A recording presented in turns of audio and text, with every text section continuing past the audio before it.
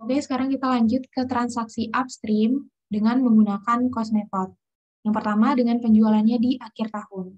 Dengan soal yang sama kayak tadi, itu jurnalnya juga sebenarnya masih sama. Ini jurnalnya CP juga masih sama. Jurnal eliminasinya juga masih sama. Ini karena gain, makanya dia gain on sale pada mercenary. Gitu. Nah, ini transaksi penjualan upstream menggunakan cost method, tapi dia penjualannya di awal tahun. Oke? Nah, ini jurnal yang dibuat S sama, jurnal yang dibuat T juga masih sama. Nah, jurnal eliminasi untuk tahun pertama juga masih sama, yaitu gain on sale of mercenary pada mercenary sebesar 30.000. Nah, terus juga sama nih mengakui rilisnya. Jadinya karena dia gain, makanya kan depresiasinya tuh harus dikurangi gitu. Akumulasi depresiasi pada depreciation expense sebesar 6.000. Nah, ini udah dijelasin di pas cost method, pas downstream, sama banget, sama persis. Nah, bedanya di 2020 dan tahun-tahun selanjutnya. Kalau di downstream, yang punya keuntungan itu kan si P. Makanya ketika ada unreleased, release itu yang mengaku itu 100%-nya ya si P, karena yang emang punya keuntungannya dia. Tapi kalau upstream itu kan yang punya keuntungan sebenarnya si S kan. Upstream itu adalah S menjual ke P. Berarti yang punya untung itu si S. Nah, makanya ketika emang ada unreleased ataupun ada rilis, itu harus dibagi proporsional antara kepemilikannya si induk sama kepemilikannya NCI. Gitu. Makanya di upstream itu ada tambahan akun yaitu NCI. Gitu. Kalau tadi kan di downstream itu kan tinggal RE, akumulasi depresiasi pada mercenary. Nah, tapi kalau di upstream itu ditambah lagi untuk si NCI gitu. Nah, jadinya jurnalnya tinggal karena cost method dia pakai return earning. Tapi yang pertama dicatat, aku saranin sih untuk pembuatan jurnal eliminasi, pertama kita catat dulu nih mercenary-nya, sebesar selisihnya berapa. Gitu. Ini juga udah aku jelasin di downstream cost method juga, kalau mau di-review bisa tonton ulang. Nah, terus masukin dulu, terus yang kedua masukin si akumulasi depresiasi yang harusnya diakui, harusnya diakui di tahun sebelumnya. Jadi kan kemarin kita udah bikin nih 6.000. Nah, di sini diakui lagi 6.000. Karena kan jurnal eliminasi itu cuma ngaruh ke KKK aja, tapi di jurnal di neraca aset itu enggak. Gitu. Hanya di sini diginiin dulu, dikurangin dulu 6.000 atas yang tahun lalu. Nah, selisihnya baru dibagi proporsional untuk induk sama untuk NCI.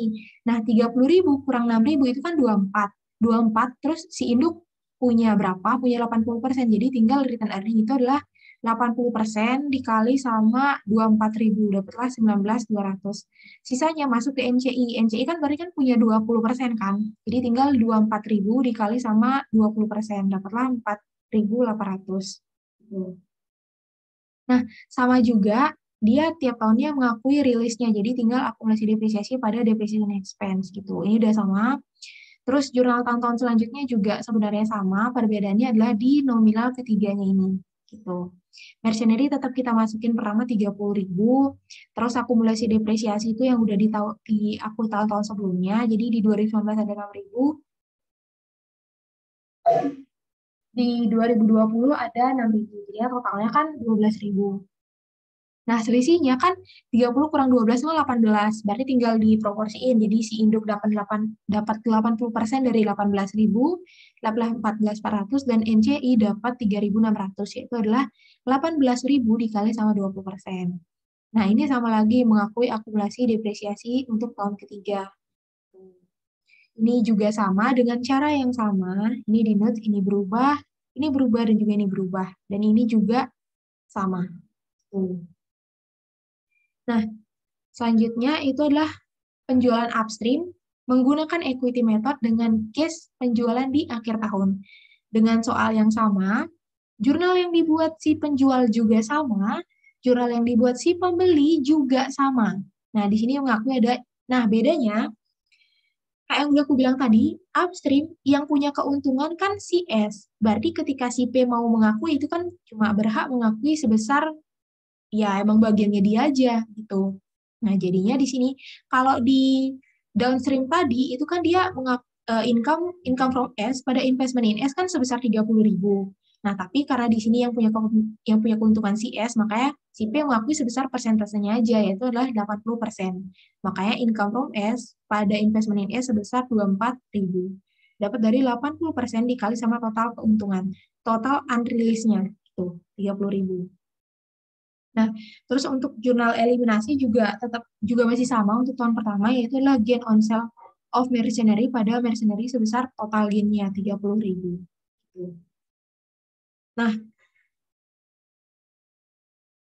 Nah, ini transaksi upstream menggunakan equity method dengan case penjualannya itu di awal tahun.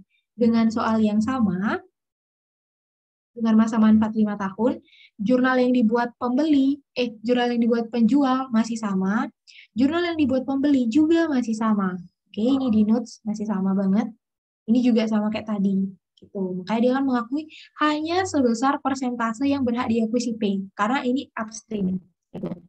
Nah, terus kan kalau di equity kan kita juga jadinya kan mengakui perubahan investment kan. Terus ada rilisnya tiap tahunnya karena dia dibeli di awal tahun. Berarti kan pas 31 Desember itu kan udah dipakai setahun tuh. Makanya dia udah boleh mengakui rilisnya sebesar ya emang tahun itu berapa boleh diakui gitu. Nah, berarti karena dia gainnya udah terrealisasi, maka dia jurnalnya investment in S pada income from S. Tapi ingat kembali lagi sebesar persentase yang dia miliki. Nah, kalau si P kan berhak mengakui unreleased itu kan cuma sebesar 24. Jadi ketika dia mengakui rilisnya ya tinggal 24.000 dibagi sama 5 dapatlah 4.800 gitu. Nah, sekarang masuk ke jurnal eliminasinya. Untuk eliminasi tahun pertama itu sama, gain on sale pada mercenary 30.000, terus mencatat pengakuan rilisnya yaitu akumulasi depresiasi pada depresiasi besar 6.000. Ingat kalau loss kayak gimana udah aku jelasin di video terkait sama downstream. Ini tinggal dibalik, ini dibalik dan ini juga dibalik. Nah, kita masuk ke tahun-tahun selanjutnya, tahun kedua, 3, 4, dan juga 5.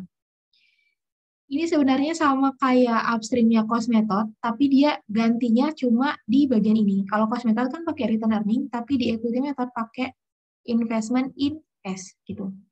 Langkah menjurnalnya juga sama. Pertama kita catat dulu asetnya berapa, kita kurangin karena dia gain. Terus akumulasi depresiasi yang udah diakui tahun-tahun sebelumnya di jurnal eliminasi. Nah, selisihnya baru diproporsiin. Jadi 30 kurang 6 kan 24. Jadinya si P kan punya 80%, jadi dia mengakui kenaikan investment itu kan 80% dikali sama 24.000, plus 19.600. Si NCI dapat 20%-nya dari 24.000, dapatnya 4.800. Nah, sama juga terus dia mengakui rilisnya si penggunaan asetnya, jadi akumulasi depresiasi pada depreciation expense 6.000. Gitu. Ini juga sama, ini juga sama. Terus untuk nominalnya juga sebenarnya caranya sama, udah aku jelasin di video sebelumnya.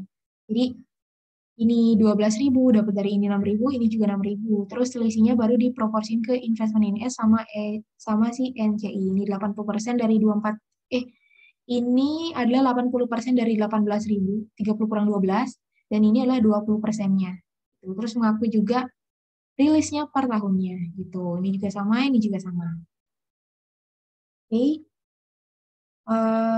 Ini sebenarnya dengan soal yang sama kayak di downstream tadi, ini cuma memperbandingkan perbedaan ketika kita menggunakan cost method dan ketika kita menggunakan equity method. Ini sama, ini juga sama, ini sama, ini juga sama. Ini sama, ini sama. Ini 2018 dan ini adalah eliminasi 2017. Makanya 3.000 di sini masuk ke 3.000 di sini. Ingat ini karena dia di awal tahun. Kalau misalkan dia nggak di awal tahun, misalkan dia 1 April, berarti ini adalah yang diakui di 2017, itu adalah 3.000 dikali sama 9 per 12. Itulah dari Maret sampai Desember. Jadi di sini ya sebesar 3.000 kali 9 per 12. Nah, tapi untuk rilis di tahun 2018 itu tetap full ya, tetap 1 tahunnya. Gitu. Untuk 2017 kan karena cuma 9 bulan, sedangkan di 2020 kan full tuh 1 tahun atau 12 bulan. Makanya di sini bakal tetap akumulasi depresiasi pada depreciation expense itu sebesar 3.000. Gitu. Sama. Untuk equity method juga sama, ini jurnalnya sama, ini jurnalnya juga sama.